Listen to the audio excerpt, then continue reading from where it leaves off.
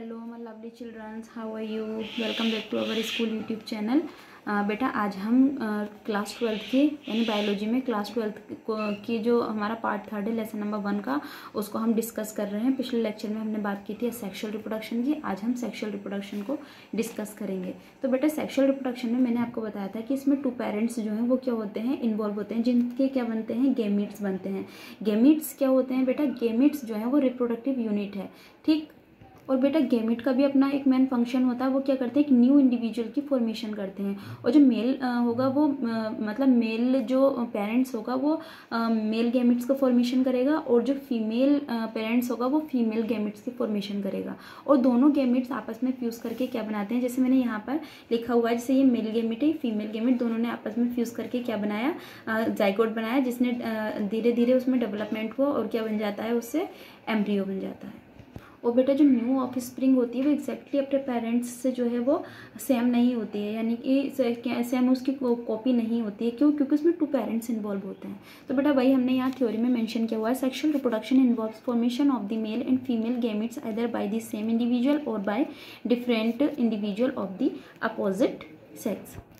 बेटा sexual reproduction में जो फॉर्मेशन होगी गेमिट की, या तो सेम इंडिविजुअल के अंदर मेल गेमिट बनेगा और फीमेल गेमिट भी बनेगा, या अलग अलग, यानी मेल और फीमेल के अंदर जो है, मतलब मेल है तो उसका मेल गेमिट फॉर्म हो रहा है, और अगर फीमेल है तो फीमेल गेमिट बनेगा, ठीक। These gametes fuse to form the zygote। जैसे मैंने अभी आपको बताया था, दोनों गेमिट आपस में फ्यूज करके क्या बनाते हैं, zygote, which develops to form the new organism, जो क्या करते हैं बाद में न्यू ऑर्गेनिजम्स को फॉर्म करते हैं। It is an elaborate complex and slow process is compare to asexual reproduction. बेटा ये जो प्रोसेस है वो कैसी होती है, एबोरेट और कॉम्प्लेक्स एंड स्लो प्रोसेस होती है then asexual reproduction, because of the fusion of male and female gametes. क्यों? क्योंकि इसमें जो है मेल और फीमेल का क्या होता है, फ्यूजन होता है। Sexual reproductions results in offspring that are not identical. बेटा सेक्सुअल रिप्रोडक्शन के बाद जो मतलब ऑफस्प्रिंग आती है, उसमें क्या होता है, हम देखेंगे कि वो जो है not identical to the parents of amongst themselves.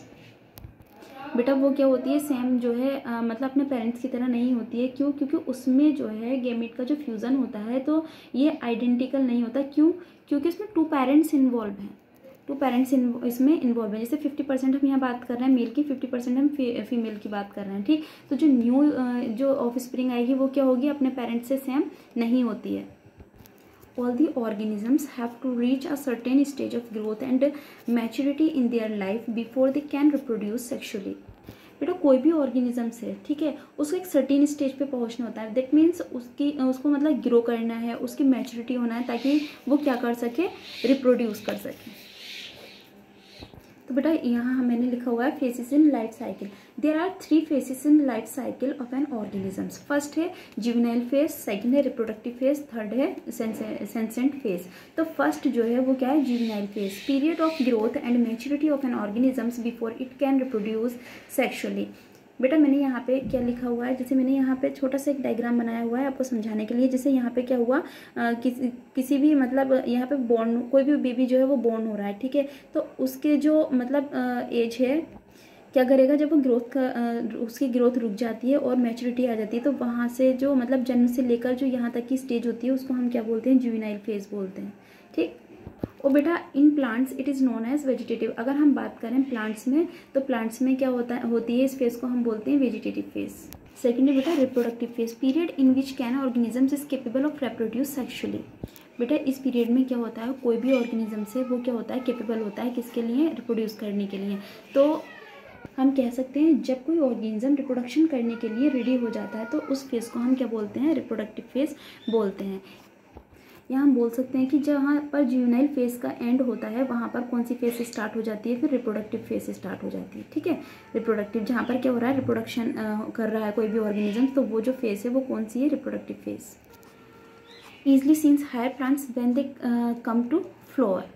बेटा इनको हम हायर प्लांट्स में देख सकते हैं, यानी जो बड़े प्लांट्स होते हैं उनमें जब प्लांट्स पर क्या आएंगे, फ्लावर आने लगते हैं, तो हम समझ सकते हैं कि रिप्रोडक्टिव मीन वेजिटेटिव फेज जो है वो स्टार्ट हो गई है। जैसे मैंने यहाँ लिखा हुआ है few plants exhibit unusual flowering phenomenon. जैसे यहाँ एग्जाम्पल है bamboo plants once in life.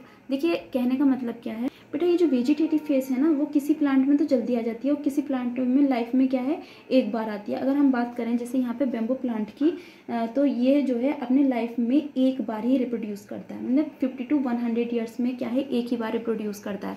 और सेकेंड एग्जाम्पल और मैंने यहाँ पर लिखा हुआ है स्ट्रोबिलैंथस, यानी स्ट्रोबिलैंथस कुंथियाना, जिसे हम क्या बोलते हैं नीला क्रेंजी बोलते हैं। रिप्रोड्यूस इन 12 ईयर्स, ये जो है 12 ईयर्स में यानी 12 साल में एक बार क्या करता है रिप्रोड्यूस करता है। बेटा कुछ प्लांट जो होते हैं वो कभी भी रिप्रोड्यूस कर सकते हैं और कुछ प्लांट जो है वो सीजनल होते हैं, जो एक ही पार्टिकुलर सीजन में क्या करते हैं रिप्रोड्यूस करते हैं।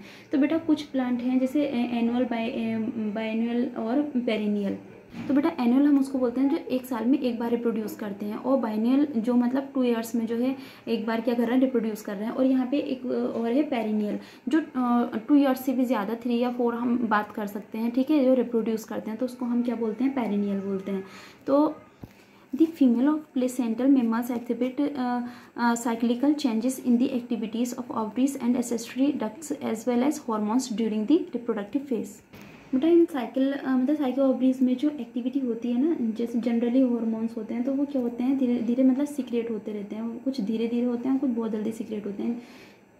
जैसे हम यहाँ बात कर रहे हैं नॉन प्राइमेट की, जैसे मेमल्स हैं like cow, sheep, rats, deer, dog, tiger etcetera. Cyclical changes during reproductions are called oestrus cycles. बेटा नॉन प्राइमेट की जो हमने बात की है तो इसमें क्या होगा साइक्लिक चेंजेस होते हैं, दैट मीन्स ओवरीज में जो चेंजेस होते हैं तो उसको हम क्या बोलते हैं ऑस्ट्रस साइकिल बोलते हैं। नेक्स्ट आती है हमारी मेंस्ट्रुअल साइकिल्स इन प्राइमेट्स मेमल्स। जो प्राइमेट्स मेमल्स है जैसे monkeys, apps and humans being जो है it is called menstrual cycles, जो हम एवरी मंथ देख सकते हैं।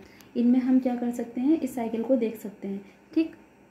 बेटा नेक्स्ट आती है हमारी sensitive phase, end of reproductive phase, यानी जहाँ पर कह सकते हैं हम कि एक ओल्ड एज जो है यानी कि बुढ़ापा जो है ये वो वाली फेज होती है, ठीक।